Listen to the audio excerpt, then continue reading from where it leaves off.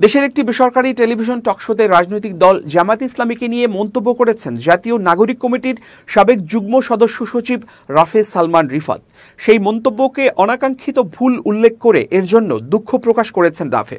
মঙ্গলবার নিজের verified Facebook পেজে দুঃখ প্রকাশ করে পোস্ট করেন তিনি। ওই পোস্টে রাফে বলেন, গতকাল মিডিয়ায় আমার একটি টকশোতে আমি জামায়াতে ইসলামী নিয়ে একটি অনাকাঙ্ক্ষিত মন্তব্য করেছি।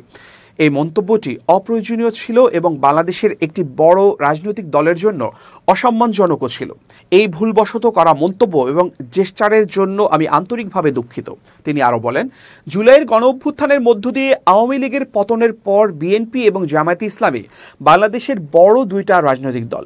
আগামী দিনে এই দুটো দল বাংলাদেশের গণতন্ত্রের অগ্রযাত্রা এবং উন্নয়নের বড় ভূমিকা রাখবে বলেই আমার বিশ্বাস।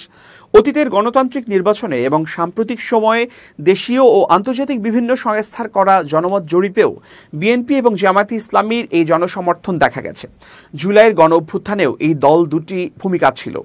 জুলাইয়ের গণঅভ্যুত্থানের আকাঙ্ক্ষা ধারণ করে আমরা যারা নতুন প্ল্যাটফর্মের উদ্যোগ নিয়েছি, আমরা বিএনপি, জামাত, এনসিপি সহ সকল রাজনৈতিক দলের প্রতি শ্রদ্ধাশীল এবং সবাই দেশের জন্য একসঙ্গে কাজ করবে এই আশঙ্কা রাখি।